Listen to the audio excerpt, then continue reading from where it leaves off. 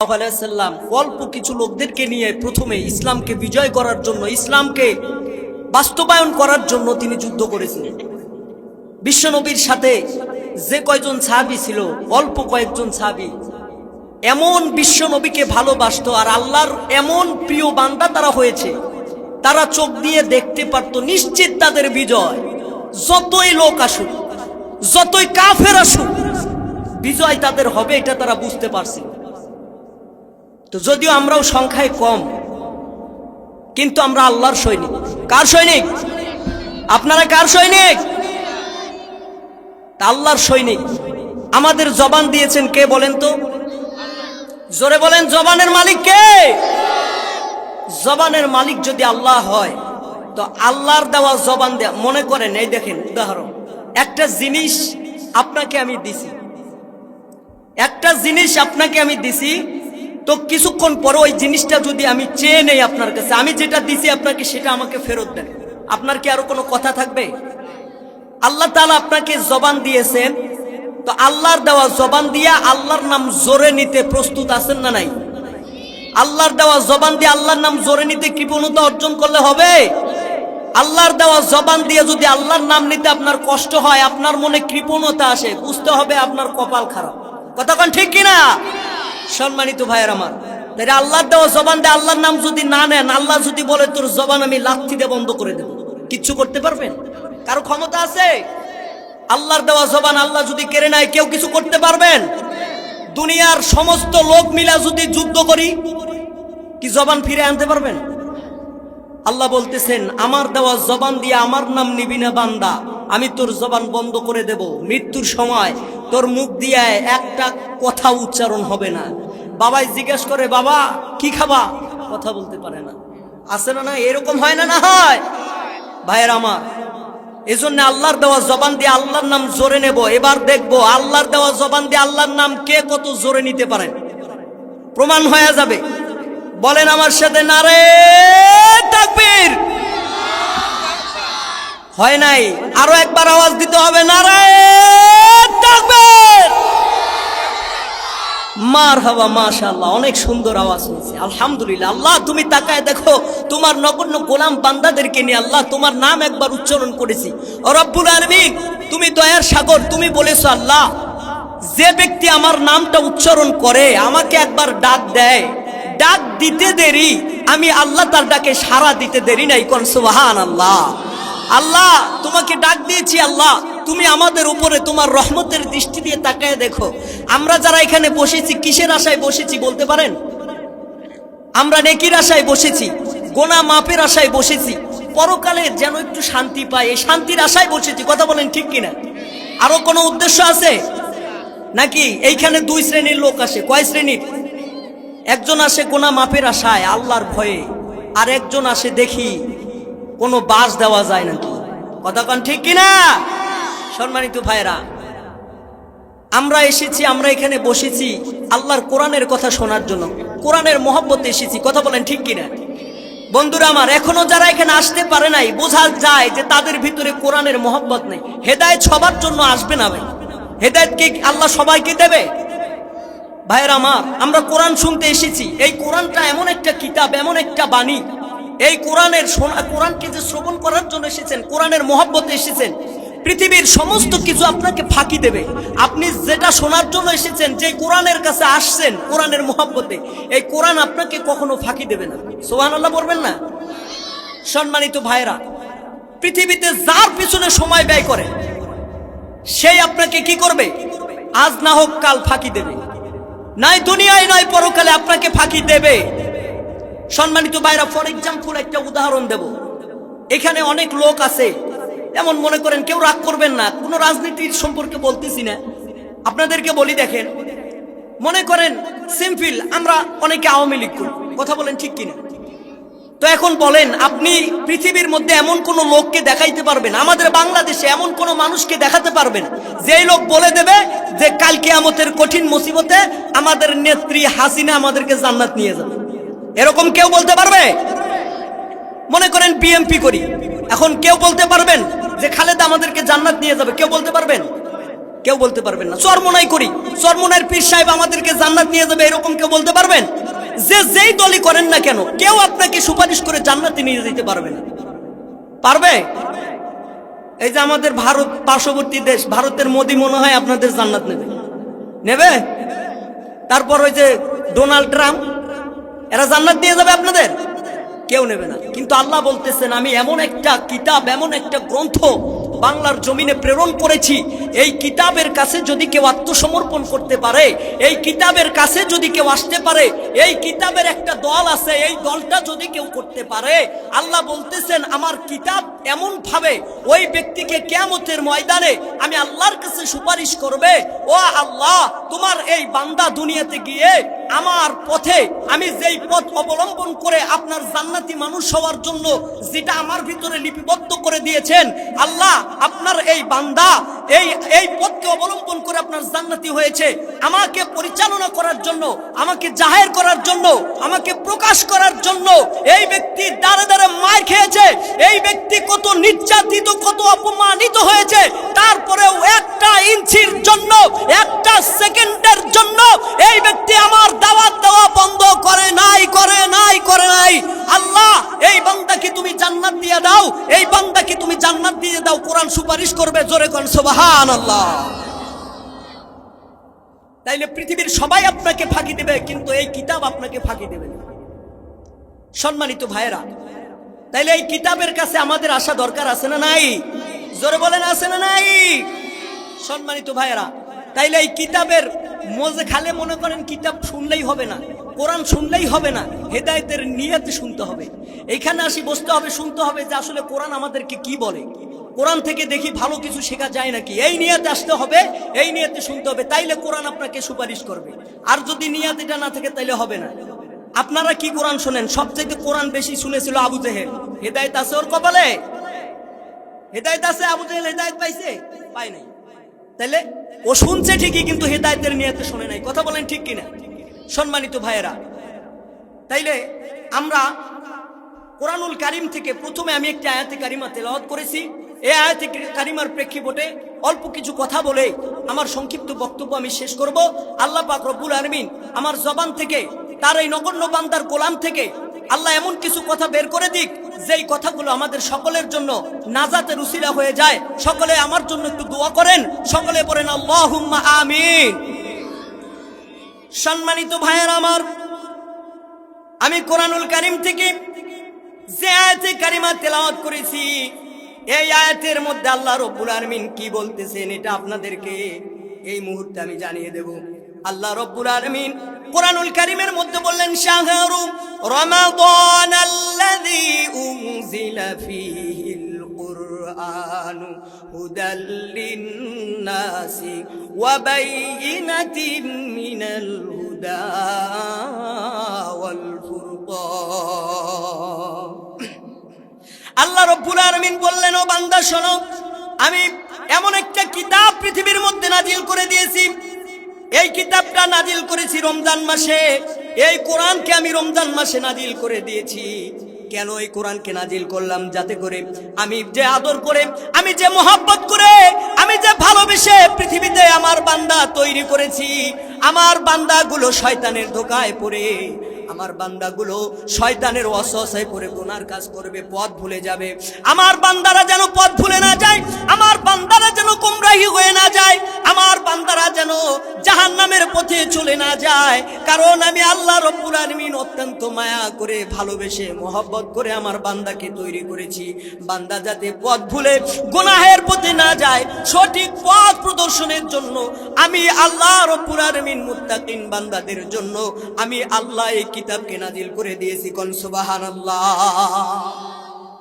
এটা এমন একটা গ্রন্থ যার ভিতরে পৃথিবীতে এমন কোন জিনিস নাই, যার ভিতরে এমন কোন প্রয়োজনীয় জিনিস আপনার দরকার এই কিতাবের মধ্যে নাই, এটা মনে করেন না। আল্লাহ রব্বুল আলামিন বলতেছেন, আমি এমন গ্রন্থটা তৈরি করেছি, এই কিতাবটা হলো ন্যায় অন্যায়ের মীমাংসাকারী হিসাবে আমি আল্লাহ রব্বুল আলামিন আমার বান্দাদের জন্য নিযুক্ত করে নাজিল করে দিয়েছি। কোন সুবহানাল্লাহ। এই কিতাব আমি রমজান মাসে নাজিল করেছি একমাত্র বান্দাদের হেদায়েতের জন্য। সুবহানাল্লাহ বলবেন না? আল্লাহ বললেন শোনো, এটা এমন একটা কিতাব যে কিতাবের মধ্যে আমি আল্লাহ রব্বুল আলামিন পরশ পাথর লাগাই দিলাম। পৃথিবীর মধ্যে যদি কোনো পরশ পাথরের মধ্যে যদি লোহা ছোঁয়া লাগে তাহলে ওই লোহা স্বর্ণে পরিণত হয়ে যায়। আমি আল্লাহ রব্বুল আলামিন এই কিতাবের মধ্যে পরশ পাথর লাগিয়ে দিলাম যাতে করে এই কিতাবের কাছে যেই বান্দাগুলো আসবে, এই কিতাবের কাছে যেই বান্দাগুলো আত্মসমর্পণ করতে পারবে, রব্বুল আলামিন বললেন ওই মানুষগুলা যতই গুনাহ করুক না কেন, ওই মানুষগুলা যতই কঠিন মনের মানুষ হোক না কেন, ওই মানুষগুলা যত অসভ্য থাকুক না কেন, আমার কোরআনের কাছে আত্মসমর্পণ করার কারণে, আমার কোরআনের কাছে ফিরে আসার কারণে, আমার কোরআনের কাছে ওই ব্যক্তিগুলা বসার কারণে আমি আল্লাহ রব্বুল আলামিন ওই ব্যক্তিদের সমস্ত গুনাহগুলো আমি আল্লাহ মাফ করে দেই। কোন সুবহানাল্লাহ। আমি আল্লাহ রব্বুল আলামিন ওই কঠিন মনের মানুষগুলোকে আমি আল্লাহ তাআলা নরম মনের মানুষে পরিণত করে দেই। অসভ্য মানুষগুলোকে আমি আল্লাহ রব্বুল আলামিন আমার কিতাবের কাছে আসার কারণে অসভ্য মানুষগুলোকে আমি আল্লাহ সভ্য মানুষে পরিণত করে দেই। সুবহানাল্লাহ বলেন। তাইলে এই কিতাবের কাছে আমাদের আসা দরকার আছে না নাই? জোরে বলো, আছে না নাই? সম্মানিত ভাইয়েরা, এই কিতাব আপনাকে পরশ পাথর, এই কিতাবটা আপনাকে এমন ভাবে তৈরি করবে যে আপনি ইহকাল থেকে ডাইরেক্টলি এই কোরআনের পথকে অনুসরণ করার কারণে আল্লাহ পাক রব্বুল আলামিন দুনিয়া টু জান্নাত। কোন সুবহানাল্লাহ। এই কিতাবের কাছে আত্মসমর্পণ করলে আপনার মরতে দেরি, আপনার জান্নাতে প্রবেশ করতে দেরি নাই। সম্মানিত ভাইয়েরা, এখন আমরা চিন্তা করব, দুনিয়াতে আমরা এমন কপাল পুরো মানুষ, আমরা সব কিছু মুহূর্তের মধ্যে বিশ্বাস করি, কোনো জাস্টিফাই করি না। আমরা মানুষ এত জ্ঞানহীন, এত বোধহীন। আমাদের কাছে যদি কেউ একটা হাদিস বলে, হাদিস জাল বললো না সঠিক বললো আমরা বুঝি না। কথা বলেন ঠিক কিনা? একটা আওয়াজ কোনো বাচ্চা করবা না, কোনো আওয়াজ করবা না। সম্মানিত ভাইয়েরা, আমাদের জ্ঞান না থাকার কারণে আমাদের কাছে যদি কোনো হাদিস বলে, কোনো হাদিসকে বিশ্লেষণ করে বলে সঠিক না ব্যাঠিক বোঝার মতো, পার্থক্য করার মতো ক্ষমতা আমাদের কারো আছে? এই কথা বলেন, আছে? নাই। এই যে কিছুদিন আগে ইহুদি খ্রিস্টানেরা একটা বই বের করছে, গ্লোবালাইজেশন আওয়ার ইসলাম। এই যে বইটা তৈরি করে মানুষকে বিভ্রান্তির পথে তৈরি করে দিয়েছে, বিভ্রান্তি সৃষ্টি করে দিয়েছে মানুষের ভিতরে। এই বই যারা মানে এরা জাহান্নামে চলে যাবে, ডাইরেক্ট কথা। আমার আপনার মতো মানুষ চিন্তা করবে, ওইটার বাংলা অর্থ হচ্ছে যে দুনিয়ার আলোকে বেহেশতে যাওয়ার পর। আপনি আমি যদি ওই বই দেখি, সাধারণ মানুষ ওই বই দেখে চোখের পানি ছাড়ি দিব আর কবরে বাপরে বাপ, দুনিয়া থেকে ডাইরেক্টলি জান্নাত। কিন্তু পার্থক্য করার ক্ষমতা আমাদের কারো নাই। কথা বলেন ঠিক কিনা? সম্মানিত ভাইয়েরা আমার, আজকে জাস্টিফাই করার ক্ষমতা আমাদের নাই। আমি আপনাদেরকে এই মুহূর্তে শিক্ষা দেব। আজকে আমরা এই কোরআনের কাছে আত্মসমর্পণ করলে যদি জান্নাত পাওয়া যায়, এই কোরআনের কাছে আত্মসমর্পণ করব। শর্ত হলো একটাই, আমরা আজকে জাস্টিফাই করব। কথা কন ঠিক কিনা? আমরা যে কোরআনকে মানবো, আমরা কোরআনকে একটু জাস্টিফাই করব। আমরা কোরআনের কাছে প্রশ্ন করব, ও কোরআন, তোমাকে তো মানবো, ঠিক আছে, তো এখন বলো দেখি, তুমি যে আমাদের কাছে এসেছো রবের পক্ষ থেকে, আমরা শুনলাম, তো বলো তো দেখি তোমার জায়গাটা কোথায়, তোমার বাড়িটা কোথায়, তুমি কোথা থেকে এসেছো, তোমার বাড়ির নাম কি? কোরআনের কাছে প্রশ্ন করব, কোরআন আমাদেরকে জবাব দেবে। কোরআনুল কারীম বলতেছেন, বাল হুয়া কুরআনুম মাজিদুন ফি লাউহিন মাহফুজ। কোরআন আমাদেরকে জবাব দিচ্ছে। আমরা প্রশ্ন করছি কোরআনের কাছে, কার কাছে প্রশ্ন করছি? যে কোরআন বলো, তুমি যে আমাদের কাছে এসেছো, কোথা থেকে এসেছো, তোমার বাড়ি কোথায়? কোরআন আমাদেরকে জবাব দিলেন, বাল হুয়া কুরআনুম মাজিদ ফি লাউহিন মাহফুজ। কোরআন আমাদেরকে বললেন, বরং এটা সেই সম্মানিত কোরআন, এটা সেই কিতাব আমাকে আল্লাহ পাক রব্বুল আলামিন তৈরি করে লাউহে মাহফুজের মধ্যে সংরক্ষিত করে রেখেছেন। কোন সুবহানাল্লাহ। সম্মানিত ভাইয়েরা আমার, এবার কোরআনুল কারীমের কাছে আমরা দ্বিতীয় প্রশ্ন করব, ঠিক আছে তোমার বাড়ি লাউহে মাহফুজ, লাউহে মাহফুজ থেকে তুমি দুনিয়াতে এসেছো, তবে বলো দেখি তুমি কোন দিন দুনিয়াতে এসেছো, তুমি কোন মাসে এসেছো, সেই মাসটা কি সেটা বলো। কোরআনুল কারীম আমাদেরকে জবাব দেবেন, শাহরু রমাদান আল্লাযী উনজিলা ফীহিল কুরআন। আল্লাহ পাকের কোরআনুল কারীম আমাদেরকে জবাব দিচ্ছে। কোরআনুল কারীম বলতেছেন আমি রবের পক্ষ থেকে আমি কোরআনুল কারীম নাজিল হয়েছি পবিত্র রমজান মাসে। কোন সুবহানাল্লাহ। তারপরে আমরা বলবো কোরআন তুমি তো রমজান মাসে নাজিল হয়েছো, সব বুঝলাম, এবার বলো তুমি দিনে নাজিল হয়েছো না রাত্রে নাজিল হয়েছো। সম্মানিত ভাইয়েরা, কোরআনুল কারীম আমাদেরকে জবাব দেবে। কোরআনুল কারীম বলতেছেন ইন্না আনজালনাহু ফি লাইলাতিল কদর। সুবহানাল্লাহ বলবেন না? কোরআনুল কারীম আমাদেরকে বলতেছে নিশ্চয় আমি, এটা অর্থাৎ মানে আমি কোরআন নাজিল হয়েছি সবে কদরের রাত্রে। কোরআন জবাব দিচ্ছে। কে দিচ্ছে? আমরা যে কোরআন মানবো, দেখেন কোরআনকে জাস্টিফাই করতেছি। হয়তো একটু খারাপ লাগতেছে আপনাদের, খারাপ লাগে? সম্মানিত ভাইরা আমার, তাফসীর আপনাদের ভালো লাগবে না আমি বুঝি, কারণ তাফসীর যারা বুঝবে তাদের কাছে ভালো লাগবে ভাই।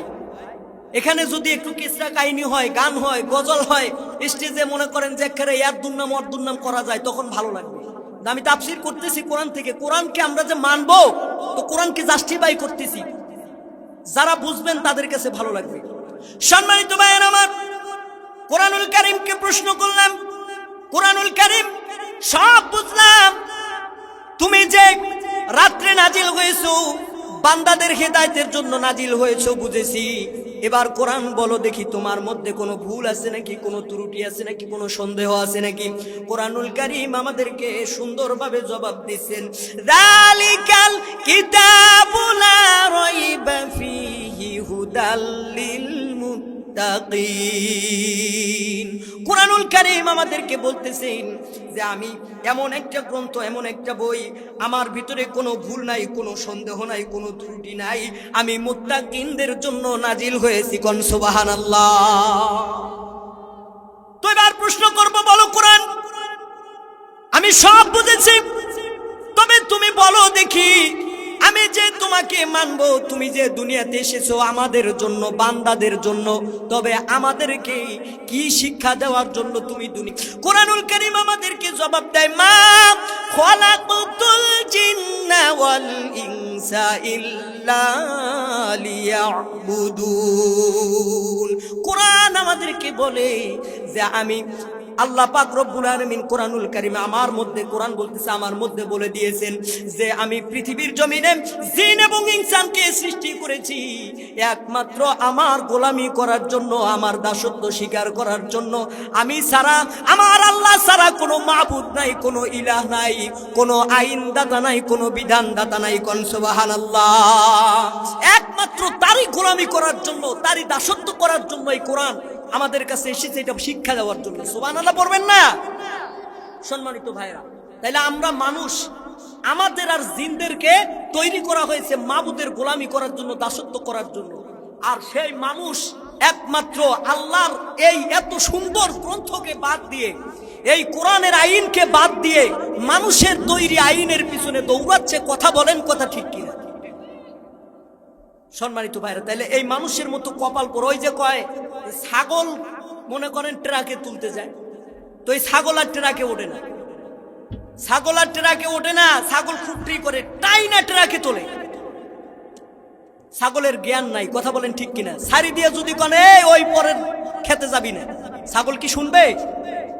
জোর করে খুঁটতে ওই পরের খেতে যাবে, কারণ ওর জ্ঞান নাই। কথা বলেন ঠিক কিনা? একমাত্র মানুষকে আল্লাহ তাআলা জ্ঞান দিয়েছে। এই জ্ঞান থাকার পরে আল্লাহ বলছেন, ও বান্দা তুমি এই পথ দিয়ে যাও, আমার এই কোরআনের পথকে অনুসরণ করে তুমি জান্নাতে যাবা। আর মানুষ এমন, মানে জ্ঞান থাকার পরেও এমন জ্ঞানহীন, জ্ঞান দিয়া, বিবেক দিয়া, বুদ্ধি দিয়া বুঝে না, এরা জোর করে যায় জাহান্নামের দিকে। কথা বলেন ঠিক কিনা? তাইলে আল্লাহর দোষ না মানুষের দোষ? কথা বলেন। আপনি যদি জাহান্নামের দিকে যান, এটা কি আল্লাহর দোষ? সম্মানিত ভাইরা, তো আল্লাহ পাক রব্বুল আলামিন আমাদেরকে যে পথ অবলম্বন করতে বলেছেন, এই কোরআনের পথে আমাদের আসা দরকার আছে না নাই? যদি আমাদের কপাল ভালো করতে চান, যদি ভাগ্য খুলতে চান, ইহকাল পরকাল দুই কালে যদি আপনি জান্নাত এবং সুখ শান্তি পেতে চান, তাহলে অবশ্যই এই কোরআনের কাছে ফিরে আসতে হবে, এই কোরআনের কাছে আত্মসমর্পণ করতে হবে, এই কোরআনের আইন পৃথিবীর জমিনে বাস্তবায়ন করতে হবে। কারা কারা এই কোরআনের আইন বাস্তবায়ন করার জন্য প্রস্তুত আছেন? দুহাত উঁচু করে আমার মালিককে দেখাও, নারে তাকবীর, মাশাআল্লাহ। হাত নামান। সম্মানিত ভাইরা, পৃথিবীতে অনেক রকমের আইন দেখেছেন জীবনে, কি দেখেন নাই? কত রকমের আইন দেখলেন। কিন্তু এবার আপনাদের কাছে অনুরোধ করে বলবো, একটা বার শুধু একবার বাংলার জমিনে এই কোরআনের আইনকে দেখতে চাই। কারা কারা রাজি আছেন? মাশাআল্লাহ, আপনারা কথা দিছেন, মালিককে দেখাইছেন। আল্লাহ, কোরআনের আইন যদি চালু হয়ে যায়, সমস্যা কার হতে পারে? কথা কেউ বলতে পারবেন? সমস্যা কার হতে পারে? কোরআনের আইন যদি চালু হয়ে যায় বাংলার জমিনে, সমস্যা হবে শয়তানের বংশধরের। কথা বলেন ঠিক কিনা? কোরআনের আইন যদি বাংলাদেশে চালু হয়ে যায়, সবচাইতে কষ্টকর হবে, সবচাইতে খারাপ লাগবে লুচ্চা বদমাশ বেঈমানদের। কথা বলেন ঠিক কিনা? এই জন্য কিছু শয়তান বেঈমান নাস্তিকরা চাবে না কোরআনের আইন বাংলাদেশে চালু হোক।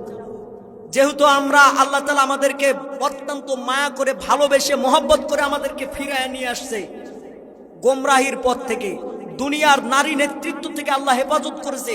তো এই জন্য এইবার সুযোগ থাকতে আপনাদেরকে অনুরোধ করে বলবো, একবার শুধু আল্লাহর জমিনে আল্লাহর কোরআনের আইনকে চালু করার জন্য একটা বার চেষ্টা করেন।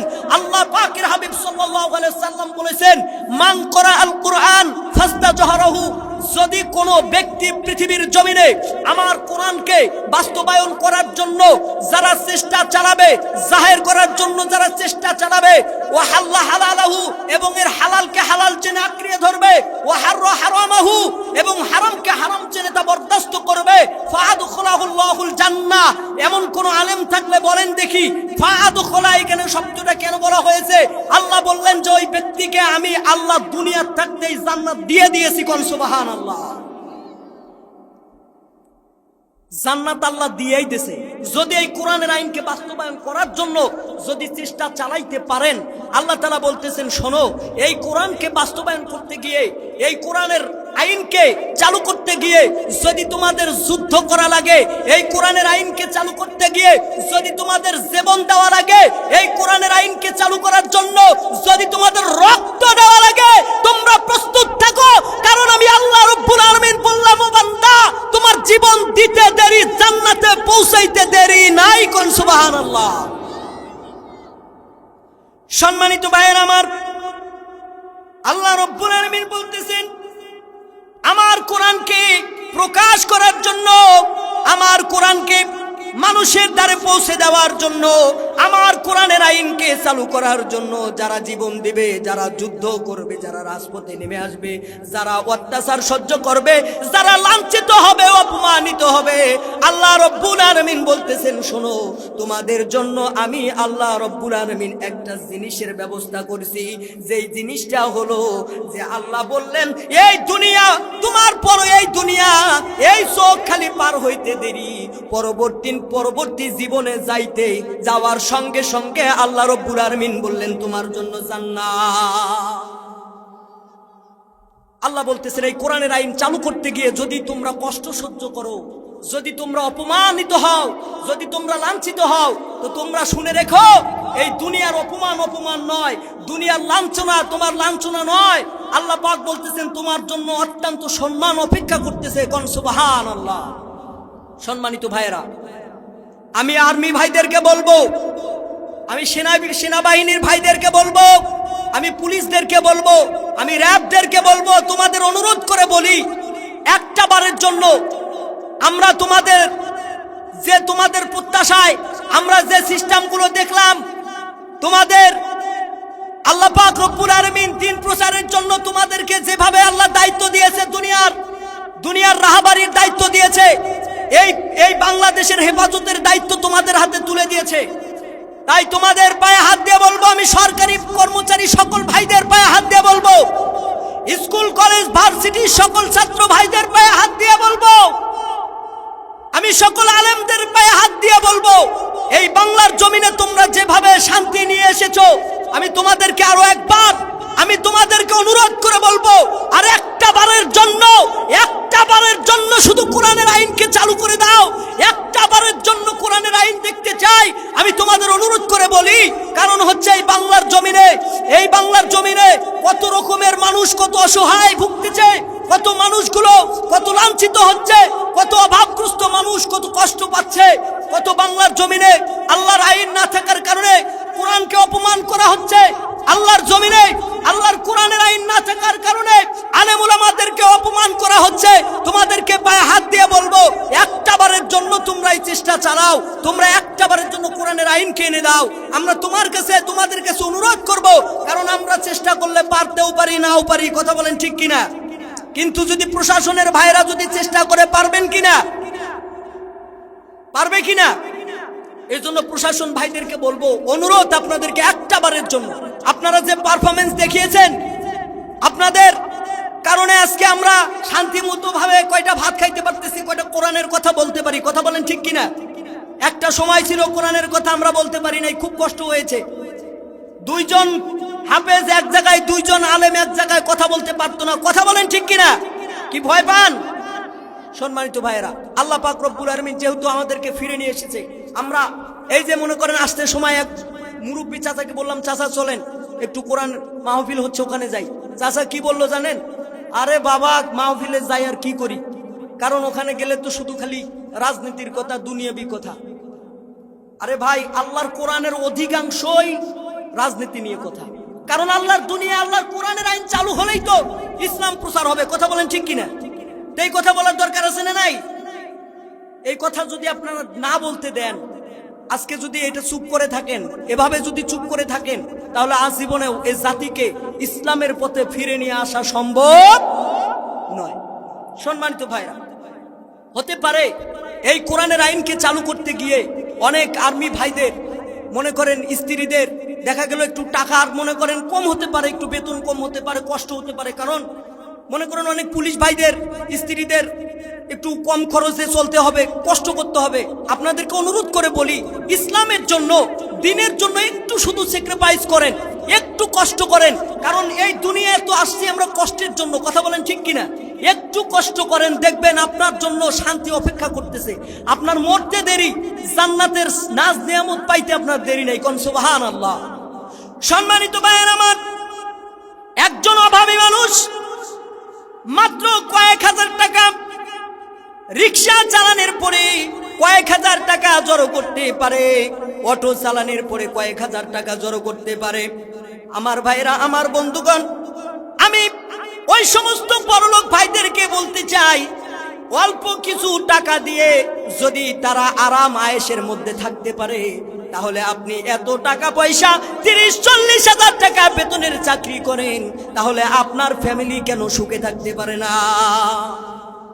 যদি আপনার এই কোরআনের আজকে চালু করতে গিয়ে, এই কোরআনের আইনকে চালু করতে গিয়ে যদি অল্প কিছু কষ্ট আপনাকে সহ্য করতে হয়, আপনি মেনে নেন, কারণ আপনার এই কষ্ট সহ্য করা, এই কষ্টের পরিবর্তে আল্লাহ রব্বুল আলামিন তোমার জন্য সুখ আজীবন সুখ তোমার জন্য অপেক্ষায় রেখে দিয়েছে। কোন সুবহানাল্লাহ। তাইলে এই দুনিয়ার অল্প কিছুক্ষণ সুখ চান না পরকালীন জীবনে যে সুখের কোনো শেষ নাই, ওই সুখ চান? কোনটা চান? পরকালের সুখ চান তো? ইনশাআল্লাহ তাইলে এই কোরআনের জন্য রাজপথে নামতে হবে, রাজি আছেন? এই কোরআনের জন্য রাজপথে নেমে রক্তের প্রয়োজন হলে দিতে রাজি আছেন?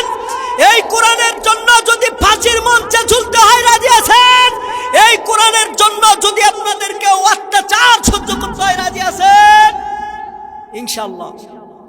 যারা ওই যে কথা কবার চান না, হাই রে, আল্লাহ দেখতেছে, আল্লাহ রেকর্ড করতেছে। এই যে মাহফিলে বসছেন কোরআনের কথা বলার জন্য, আমরা কোরআনের আইন চালু করার জন্য চেষ্টা করব, রাজি আছেন? ইনশাআল্লাহ। আল্লাহ পাক বললেন, শোনো, আমার কোরআনের আইনকে বাস্তবায়ন করার জন্য, চালু করার জন্য রাজপথে নেমে যারা জিহাদ করে, যারা জীবন দিয়ে যারা মানুষের সাথে যুদ্ধ করে অন্যায়ভাবে যারা জীবন দিতে পারবে, যারা মানুষের সাথে জিহাদ করে, মানুষের সাথে তর্ক বিতর্ক করে, মায়ের খেয়ে ডাং খেয়ে যারা জীবন দিতে পারবে কোরআনের আইনকে চালু করতে গিয়ে, আল্লাহ রাব্বুল আলামিন বলতেছেন যে আমি আল্লাহ রাব্বুল আলামিন কোরআনুল কারীমের মধ্যে বলে দিলাম, ওয়ালাম তাকুলু লিমান ইউকতালু ফি সাবিলিল্লাহি আমওয়াত বাল আহইয়াউ ওয়ালাকিন লা তাশউরুন। আল্লাহ রাব্বুল আলামিন বললেন, শোনো, আমার আইনকে চালু করতে গিয়ে, আমার কোরআনের পথে জীবন দিয়ে, আমার পথে জীবন দিয়ে যারা শহীদ হতে পারবে, আল্লাহ রাব্বুল আলামিন বললেন তাদেরকে তোমরা মৃত্যু বলো না। যারা আমার কোরআনের রাস্তায়, যারা আমার রাস্তায় জিহাদ করে শহীদ হয়ে গেল, তাদেরকে মৃত্যু মনে করিও না, বরং তারা জীবিত। আমি আল্লাহর পক্ষ থেকে তারা নিযুগ প্রাপ্ত হয়। কোন সুবহানাল্লাহ। তারা যে জীবিত, এই জিনিসটা দুনিয়ার জমিনে কোনো মানুষ খালি তারা চোখ দিয়ে দেখতে পারে না। কথা কোন ঠিক কিনা? আল্লাহ কোরআনে বলতেছেন, এইখানে আল্লাহ কোরআনুল কারীমে বললেন, যারা আমার রাস্তায় জিহাদ করে, আমার আইনকে প্রতিষ্ঠা করতে গিয়ে যারা জিহাদ করে জীবন দিতে পারবে, ওদেরকে মৃত্যুবরণ মনে করিও না, বরং তারা জীবিত। কিন্তু তোমরা তা উপলব্ধি করতে পারো না। সম্মানিত ভাইয়েরা আমার, এই কোরআনের পথে জীবন দিলে যারা শহীদ হয়ে যাবে, আল্লাহ রাব্বুল আলামিন বললেন, ও মৃত ব্যক্তিরা, যারা মৃত্যুবরণ করেছে তাদেরকে তোমরা মনে করেছো কত কষ্ট করে তারা জীবন শহীদ করে দিয়েছে। কোরআনের পথে গিয়ে না জানি কোরআনের আইন চালু করতে গিয়ে কত কষ্ট সহ্য করেছে, কত অত্যাচার সহ্য করে তারা জীবন দিয়েছে। সম্মানিত ভাইয়েরা, আপনারা মনে করেছেন অস্ত্রের খোঁচা খেয়ে, বেয়ানত খেয়ে, ড্যাগারের গুতা খায়া মরা না জানি কত বড় যন্ত্রণা। কিন্তু আল্লাহ রাব্বুল আলামিন বলতেছেন, শোনো, যারা আমার রাস্তায় জিহাদ করে যারা জীবন দিতে পারে, যারা আমি আল্লাহর আইনকে প্রতিষ্ঠা করতে গিয়ে যারা শহীদ হতে পারে, আল্লাহ রাব্বুল আলামিন বলতেছেন, শোনো, এদের মৃত্যুর কতটুকুন যন্ত্রণা, একটা পিঁপড়া কামড় দিলে যতটুকুন যন্ত্রণা, একটা মশা কামড় দিলে যতটুকুন যন্ত্রণা, এর চাইতে বেশি কিছু না। কারণ হচ্ছে তারা আমার রাস্তায় জিহাদ করে তারা জীবন দিতে পারে। আমি আল্লাহর জন্য তারা শহীদ হয়। জীবনটা দিছি আমি আল্লাহ, জীবনটা দিছি আল্লাহ। চান্স মাত্র একটাই, দুনিয়াতে আপনি একবারই আসছেন। এখন যদি বলেন, মারা যাওয়ার পরে যদি বলেন, আল্লাহ দুনিয়াতে গিয়ে তোমার কাজ করতে পারি নাই, তোমার কোরআনের আইনকে চালু করতে পারি নাই, আল্লাহ তোমার রাস্তায় চলতে পারি নাই, আমাকে আরো একবার সময় দেন, আরো একবার দুনিয়ায় পাঠান, বলেন দেখি আল্লাহ পাঠাবে? জীবন একটাই, একটা জীবন আল্লাহর রাস্তায় যদি দিতে না পারেন, তাহলে আপনাদের মতো কপাল পোড়া পৃথিবীতে কেউ আছে? জোরে বলেন, আছে? নাই। আল্লাহ পাক আমাদেরকে কবুল করুক, সকলে পড়েন আল্লাহুম্মা আমিন। সম্মানিত ভাইয়েরা আমার, আল্লাহ রাব্বুল আলামিন বললেন, আমার কোরআনকে চালু করে, আমার কোরআনের আইনকে যদি পৃথিবীতে চালু করতে পারো, তাহলে তোমাদের ভাগ্য খুলে যাবে, তোমাদের কপাল খুলে যাবে। কারণ এই কোরআনের আইনের মধ্যে এমন আইন আছে, যে আইনটা হলো পৃথিবীর মধ্যে কোরআনের আইন যদি চালু হয়ে যায়, এই কোরআনের মধ্যে এমন আইন আছে যে আইনে আপনার মতো বড় লোক আর আমার মতো গরিব দুইজন সমান, কেউ কারোর সাথে অন্যায় করতে পারবে না। কারণ এই কোরআনুল কারীম এসেছে ন্যায় অন্যায়ের মীমাংসাকারী হিসেবে। সম্মানিত ভাইয়েরা আমার, আপনার টাকা আছে, আপনার পয়সা আছে, তাতে কি হয়েছে? আপনার যে সম্মানটা আরেকজন অভাবী গরিব মানুষ তার সম্মানও এক। যদি আপনার কোরআনের আইন চালু হয়ে যায়, যদি কোরআনের আইন চালু হয়ে যায়, আপনি ন্যায্য মূল্য পাবেন আপনার জীবনে। আপনি শ্রমিক, আপনার ন্যায্য মূল্য পাবেন। আপনি যে কর্মচারী, আপনার ন্যায্য মূল্য পাবেন। কেউ আপনার সাথে হারামি করতে পারবে না, কেউ আপনার সাথে বেঈমানি করতে পারবে না। আপনার মেয়ে স্কুল কলেজে যাবে, আপনার মেয়ে, আপনার বোন স্কুল কলেজে যাবে, ধর্ষণ হওয়ার কোনোদিন টেনশন আপনার থাকবে না, যদি এই কোরআনের আইন চালু হয়ে যায়। ঠিক কিনা বলেন? মনে করেন কোরআনের আইন দেশে না থাকার কারণে কিছু কিছু শয়তানেরা এমন ভাবে তারা পেয়ে বসেছিল, দর্শন করতে করতে সেঞ্চুরি করে ফেলেছে। কথা বলেন ঠিক কিনা? তারপরেও বাংলার জমিনে ওই নাস্তিক বেঈমানদের, ওই লুচ্চাদের কোনো বিচার করা হয় না। এই কথা বলেন ঠিক কিনা? কোরআনের আইন না থাকার কারণে। সম্মানিত ভাইরা, কোরআনের আইন না থাকার কারণে আপনাদের মতো খেটে খাওয়া লোকদের গা থেকে ঘাম ঝরিয়ে, আপনাদের মাথার রক্ত পায়ে ফেলিয়ে খেটে খাওয়া ইনকাম করে টাকা পয়সাগুলো ওই শয়তানগুলো আজীবন আত্মসাৎ করে ওই টাকার পাহাড়ের করিয়ে ওই টাকার বিছানার মধ্যে ঘুমিয়ে ওই শয়তানগুলো টাকাগুলো কি করতে চাইছিল, পাচার করতে চাইছিল। অবশেষে যখন মনে করেন আপনাদের সোনার বাংলায় সোনার যুবকদের কারণে, সোনার টুকরা ছেলে মেয়েদের কারণে যখন ওই শয়তানরা ধরা খাওয়ার মুখে পড়ে গিয়েছিল, তারা এই শয়তানগুলা টাকাগুলা নদীতে ফেলে দিয়েছে, সাগরের মধ্যে ফেলে দিয়েছে আপনাদের খাম ধরা টাকাগুলো। কথা বলেন ঠিক কিনা? যদি কোরআনের আইন চালু থাকতো ওই শয়তানগুলো এত টাকাগুলো আত্মসাৎ করতে পারতো। এই জন্য কোরআনের আইন চালু করার দরকার আছে না নাই? জোরে বলেন, আছে না নাই? সম্মানিত মায়েরা, এই কোরআনের আইন যদি পৃথিবীতে চালু থাকে, সম্মানিত মা আপনাদেরকে বলি, আপনারা যদি কোরআনের আইন চালু করার জন্য আপনারাও কিছু যদি চেষ্টা চালান, ইনশাআল্লাহ বাংলার জমিনে কোরআনের আইন চালু হয়ে যাবে।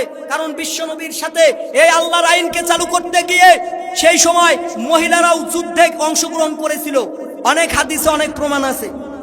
এই জন্য মায়েরা যদি চেষ্টা করে, আল্লাহ পাক রব্বুল আলামিন এই কোরআনুল কারীমকে অবশ্যই আমাদের বাংলার জমিনে প্রকাশ করাবে। জোরে বলেন আল্লাহুম্মা আমিন। সম্মানিত ভাইরা, শেষ একটা কথা বলে আপনাদের মাঝ থেকে বিদায় নেব।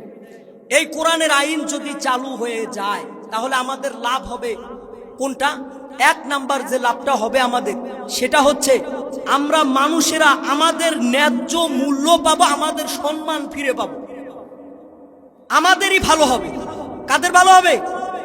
আমাদের মতো মানুষ আর কি থাকবে না আমাদের ভিতরে, কোনো অন্যায় থাকবে না, আমাদের সমাজে কোনো দুর্নীতি থাকবে না। আমরা সকলেই সকলের মতো নিজ আপন মনে করে নিঃস্বাধীন মতো স্বাধীন অনুযায়ী আমরা আমাদের জীবনকে অতিবাহিত করতে পারবো। তো আমাদের যদি ভালো হয়, এই কোরআন মানার দরকার আছে না নাই? এই কোরআনের আইন পরিচালনা করার দরকার আছে না নাই? এমন সরকার আমরা চাই, এমন সরকার চাই যে সরকার আমাদের প্রত্যেকের দাঁড়ে দাঁড়ে গিয়ে হযরত সাইয়েদনা ওমরের মতো খোঁজ দিতে পারবে। কথা বলেন ঠিক কিনা? সম্ভব? আজও পর্যন্ত বাংলার জমিনে আল্লাহওয়ালা লোক আছে, কারণ আল্লাহওয়ালা লোক আছে বিদায় আজকে বাংলার জমিনে এখনো টিকে আছে। কথা বলেন ঠিক কিনা? এমন একজন সরকার আমরা চাই। আমি সকল ভাইদেরকে অনুরোধ করে বলবো, আমার বাংলার জমিনের সকল মুসলমানদেরকে অনুরোধ করে বলবো, এমন একটা সরকার আমরা চাই, যেই সরকার আমরা দেখতে চাই, যেই সরকার আমাদের দাঁড়ে দাঁড়ে এসে খোঁজ দিতে পারবে আমাদের কোনটার প্রয়োজন, কোনটা অভাব। প্রত্যেকটা এলাকার ভিতরে এমন এমন মন্ত্রী চাই, এমন এমন এমপি চাই, যেই এমপি গুলো খোঁজ নিয়ে দেখতে পারবে আমাদের কখন কোন জিনিসটার প্রয়োজন। কেউ অসুস্থতায় ভুগতেছেন, কার চিকিৎসার জন্য টাকা নাই, কার কোন সমস্যা, কার বাড়িতে খাবার নাই, যেই নেতাগুলো এই রকম খোঁজ নিতে পারবে, ওই নেতাগুলো আমাদের জমিনে আমরা দেখতে চাই আমাদের বাংলাদেশে। চিল্লায় বলেন কারা কারা রাজি আছেন? তারা দুহাত উঁচু করে একবার আল্লাহকে দেখান। মাশাআল্লাহ। আমার ভাইয়েরা, এমন একজন নেতাকে চাই, যেই নেতা আমাদের খোঁজ এমন ভাবে নিতে পারবে। সাইয়েদনা ওমর দেখতো যখন তিনি নেতা ছিল, তখন কিভাবে মানুষের খোঁজ নিয়ে নিয়ে দেখেছেন, কিভাবে মানুষের দ্বারে দ্বারে গিয়ে পৌঁছেছে। সম্মানিত ভাইয়ের আমার, হঠাৎ করে একদিন ওমরে ফারুক রাদিয়াল্লাহু তাআলা আনহু রাস্তা চলতে গিয়ে হঠাৎ করে রাত্রেবেলা খোঁজ নিতেছে কোন বাড়িতে খাবার আছে, কোন বাড়িতে নাই। খুঁজতে খুঁজতে গিয়ে দেখে, কথা বলবেন না, এদিকে শোনেন, খুঁজতে খুঁজতে গিয়ে দেখে একটা দূরে একটা টিম টিম করে একটা বস্তি, একটা কাপড়ের মানে একটা তাবুর ভিতরে টিম টিম করে বাতি জ্বলে। এইটুকুন হাদিস বলে শেষ করে দেব, গুরুত্ব সহকারে শুনবেন। টিম টিম করে একটা বাতি জ্বলে। হঠাৎ করে সেই ঘরের কাছে আস্তে আস্তে পা টিপে টিপে চলে গেলেন। ওই ঘরে তাবুর কাছে গিয়ে দেখেন সেখানে কয়েকজন বাচ্চার কান্না কানের ভিতরে ভেসে আছে। সাইয়েদনা ওমর পা টিপে টিপে গিয়ে দেখে সেখানে একজন বুড়ি মহিলা একটু খড় দিয়ে মানে কাগজ মানে কাঠখড়ি দিয়া একটা পাথর দিয়ে চুলা তৈরি করেছে। ওই চুলার মধ্যে আগুন ধরায় পাতিলের মধ্যে কি যেন চড়ায় দিয়ে নাড়াচাড়া করতেছে, আর সন্তানদেরকে বলতেছে গোশত রান্না হচ্ছে, তোরা অপেক্ষা কর, একটু পরে খাবি। ওমর এবার সহ্য করতে পারলেন না, ওই বুড়িমার কাছে গিয়ে বলতেছে, বুড়িমা তুমি এত অবিবেচক কেন, তুমি এত নিষ্ঠুর কেন? তোমার ছোট্ট ছোট্ট সন্তানগুলো ক্ষুধার যন্ত্রণায় কাঁদতেছে, তুমি এত রাত ভরা কি রান্না করো, কি নাড়াচাড়া করো? সকাল সকাল একটু রান্না করে ওই খাবারটুকু বাচ্চাদেরকে দিলে পারতে, তোমার বাচ্চাগুলো কষ্ট পাইতো না। বুড়িমা চোখের পানি ছেড়ে দিয়ে ওমরকে ডাক দিয়ে বলতেছে, কে গো পথিক, আপনাকে তো আমি চিনি না, আপনি আমাকে অবিবেচক বলতে পারেন না, আপনি আমাকে এরকম নিষ্ঠুর বলতে পারেন না, আপনি আমার খবর জানেন না। আজকে আমার 3 দিন হয়ে গেল আমার চুলার ভিতরে আগুন জ্বলে না। আমি মদিনার বাইরের স্টেটের লোক, আমি এখানে কয়েকদিন বেড়াতে এসেছি, হঠাৎ করে আমার খাবার শেষ হয়ে গেছে। আমি আজকে 3 দিন ধরে কোনো বাচ্চা কাচ্চার মুখে খাবার তুলে দিতে পারি না। আমার কোনো খাবারের প্রয়োজন নাই, আমার কোনো খাবারের কি নাই, বন্দোবস্ত নাই। এই জন্য আমি অপারে বাচ্চাদের কান্নাগুলো সহ্য করতে না পেরে আমি এই যে চুলা বানাইছি, চুলার উপরে পাতিল তুলে দিয়ে এই পাতিলের মধ্যে কিছু পাথর তুলে দিয়ে পানি দিয়ে নাড়াচাড়া করতেছি, আর সন্তানদেরকে আমি আশ্বাস দিতেছি, একটু দেরি কর, গোশত রান্না হচ্ছে, একটু অপেক্ষা কর, তোদের মুখে খাবার দেওয়া হবে। এই ভাব করে আজকে 1 দিন নয়, 2 দিন নয়, 3 দিন হয়ে গেল আমার সন্তানদেরকে আমি এই খাবারের পাতিলে খাবার আছে এই কথা বলে বলে তাদেরকে আমি রাখতেছি। কিন্তু হুজুর, কিন্তু পথিক, তাদের পেটে এত খিদা, এত যন্ত্রণা, ক্ষুধার যন্ত্রণায় ছটফট করতেছে যে তাদের ঘুম আসে না। ওমর চিন্তা করলেন, হায় রে সর্বনাশ, এই মহিলার এমন পরিণতি, এমন দুর্দশা, আমি আগে কেন খোঁজ নিতে পারি না? ওমর বলতেছে, আমার মনে হতে লাগলো আমার পায়ের তলে থেকে যেন মাটি সরে যেতে লাগলো, আমি আকাশে না জমিনে আমি বলতে পারবো না। ওমর বললেন, ঠিক আছে বুড়িমা, তুমি একটু অপেক্ষা করো, দেখি আমি তোমার জন্য কোনো খাবারের ব্যবস্থা করতে পারি নাকি। এই চিন্তা করে ওমর ফারুক রাদিয়াল্লাহু তাআলা আনহু দৌড়ে বাসায় চলে গেল। বাসায় গিয়ে বাইতুল মালের কাছে গিয়ে আসলামকে, বাইতুল মাল বাইতুল মাল যিনি দায়িত্বে আছেন, আসলামকে ডাক দিয়ে বললেন, শেষ করে দেব। আসলামকে ডাক দিয়ে বললেন, আসলাম রে, তাড়াতাড়ি বাইতুল মালের দরওয়াজাটা খুলে দাও, আর একটা বস্তার মধ্যে কিছু আটা, তরু তরকারি কিছু ঢুকাইয়া দাও। এই আটা, তরু তরকারি বস্তার মধ্যে ঢুকাইয়া আসলামকে বললেন, আসলাম তাড়াতাড়ি বস্তার মুখটা বেঁধে আমার মাথার উপরে তাড়াতাড়ি তুলে দাও। মাথার উপরে আটার বস্তা তুলে দিল।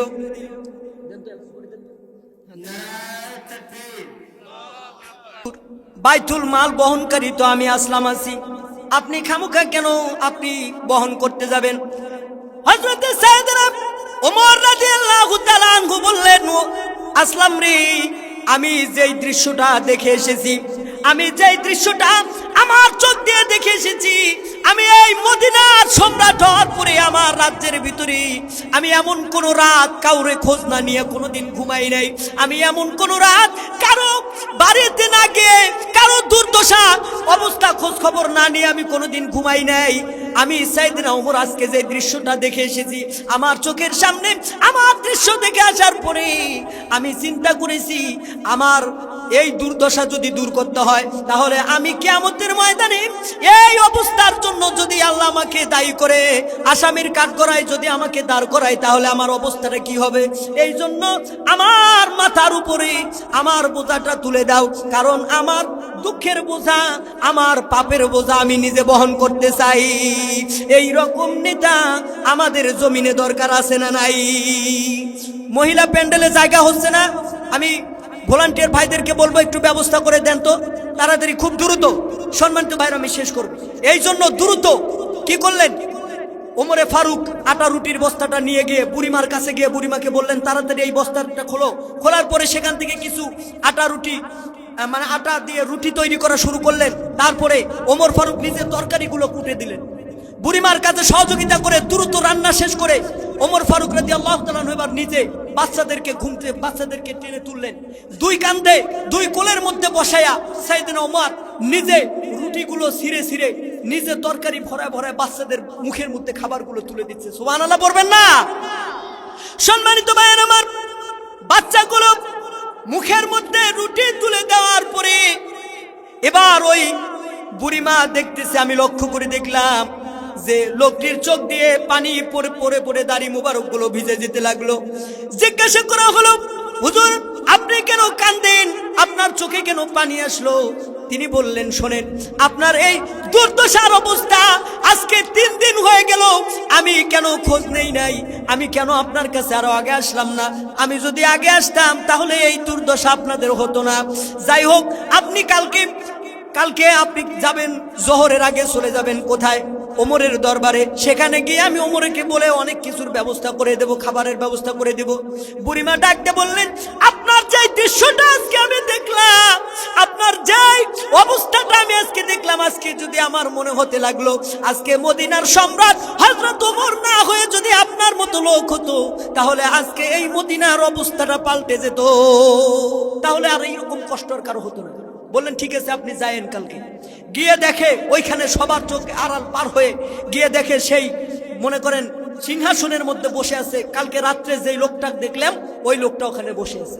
গিয়ে বলতেছে, সালাম দিয়ে বললেন, হুজুর, আমি তো কালকে আপনাকে না চিনে অনেক কথা বলেছি, এই জন্য আপনারা মনে কিছু নেবেন না, আপনি মনে কিছু নেবেন না, আমাকে ক্ষমা করে দিয়েন। বুড়িমাকে ওমর ফারুক রাদিয়াল্লাহু তাআলা বলতেছেন যে, বুড়িমা, উল্টা আমার কাছে আপনি ক্ষমা চাইেন না, বরঞ্চ আমি আপনার কাছে ক্ষমা চাই। কারণ আমি সম্রাট হওয়ার পরেও আমি কেন আরো আগে আপনার খোঁজ নিয়ে আপনার ঘরে খাবার পৌঁছাইতে পারলাম না। এই জন্য কিয়ামতের ময়দানে আপনি আল্লাহর কাছে আসামির কাঠগড়ায় দাঁড় করায়েন না।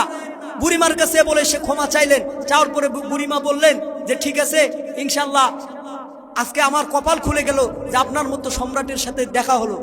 যে আপনার মতো সম্রাট যদি আমরা মনে করি, যদি ওমরের মতো সম্রাট আমাদের জমিনে আসে, আমাদের বাংলার জমিনে আসে, তার মতো হওয়া লাগবে না। কিঞ্চিত পরিমাণ তার 100 ভাগের 10 ভাগ যদি আজকে বাংলার জমিনে কোনো নেতার যদি থাকতো, তাহলে আমাদেরকে না খেয়ে আজকে এভাবে মরতে হতো না। কথা বলেন ঠিক কিনা? আজকে মানুষের দ্বারে দ্বারে আমাদেরকে ঘুরতে হতো না।